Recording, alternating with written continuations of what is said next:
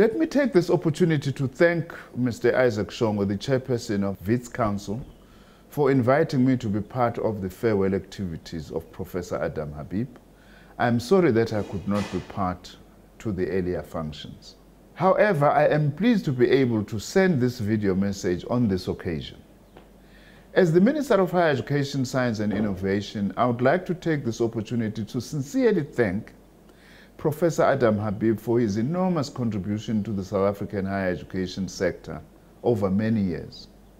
From the University of Durban-Westville to the University of Johannesburg to WITS, Professor Adam has always been a fiery character who is never shy to enter the fray, not just as an academic, but also as a political commentator and intellectual activist. In fact, we have known each other with Professor Adam from the 1980s and have also had our fair share of disagreements politically and on higher education matters, sometimes very strongly. But we have always believed in constructive engagement and debate, not through exchanging insults and discrediting each other. Dare I say, a lot of our young leaders have a lot to learn from this. You always get enriched by listening to the arguments, even from those you disagree with. This is what I have found very useful in all my engagements with Professor Habib. Certainly his tenure as WITS Vice-Chancellor has been the culmination of a long and productive career in the South African higher education arena.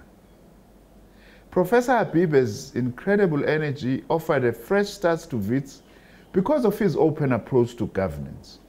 We had packed town hall meetings and were proffered promises of a university pact that saw the university community converging with the common purpose of taking the university forward.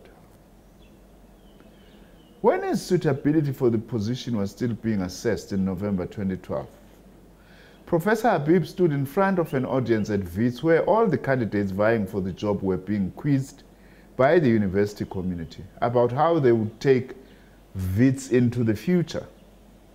Calm and confident, Habib told students, administrative staff and academics that he would not be able to make the institution's problems disappear by himself.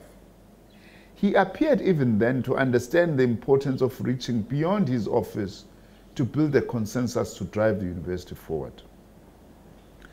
Professor Habib will leave the Vice-Chancellorship of the University of the Witwatersrand at the end of this year to join the School of Oriental and African Studies, popularly known as SOAS, in London, as director from January 2021. Indeed, a prestigious institution that many progressive and distinguished social scientists hold in high esteem throughout the world. Professor Habib has established himself as one of the leading public intellectuals in post-apartheid South Africa, boldly reflecting on some of the challenges in our young democracy and offering suggestions on how we should move forward as a country to deliver our democratic project. Under his leadership, the University of Witwatersrand has flourished, establishing itself as the top university in South Africa with enormous global respect. I am, however, a known critic of the current global rankings dispensation, an issue I still want to engage the higher education sector more robustly about, but no doubt WITS has this huge international respect, and Professor Habib has made his own unique contribution to this. Perennial student protestations notwithstanding, WITS has been one of the most stable universities in South Africa in recent years, and this could be attributed to Professor Habib's engaged and engaging leadership style. Having been a student activist himself during his early years, he has a unique ability of engaging with students in such a way that he is able to build bridges and forge understanding and common ground between students and university management. Professor Habib has not only proven himself as a prominent university manager, but is indeed an accomplished scholar, having published books and articles on both higher education and democracy in South Africa. His recent book, titled Rebels Enraged, published in 2019, gives an extensive personal account of the nature and character of students' protests of 2015, dubbed the hashtag Fees Must Fall movement, and the interwoven issue of university transformation. The focus of the book is the University of Wits, though it ventures beyond, particularly regarding the funding of higher education in the country. Indeed, this is an important contribution, as there is still a lot more to be said and written about the Fees Must Fall protests. In this book, Professor Habib raises important issues on meaningful engagement and dialogue between different actors in the South African higher education sector. From his reflections in the aforementioned book and his other public engagements, there is no doubt that Professor Habib has a very strong passion about the well-being and future of South African universities. He feels very strongly about what needs to be done to create an inclusive and just higher education environment in South Africa, which at the same time is globally competitive in terms of the quality of teaching and research. Certainly, Professor Habib, like many other vice-chancellors during the Fees Must Fall campaign, had to take the flak during the second round of protests when the hefty private security team that Wits had hired were struggling to contain protesters.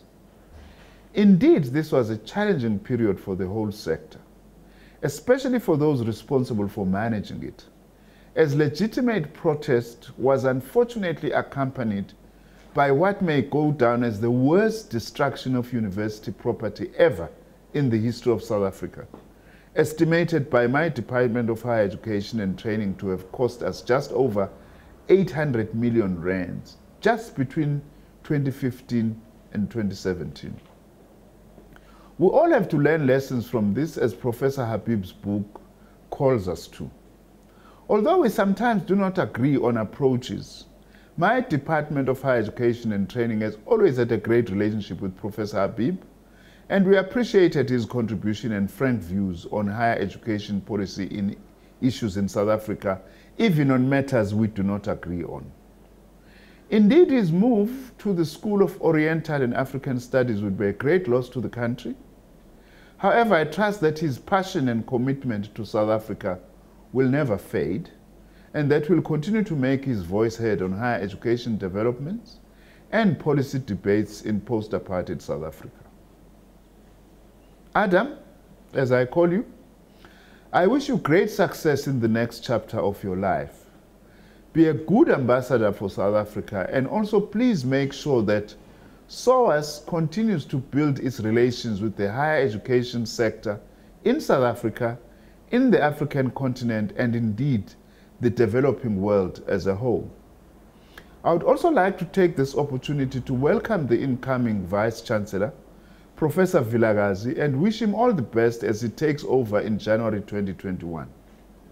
I look forward to working with him in continuing to build the South African higher education sector, particularly in the midst and post, hopefully, COVID-19.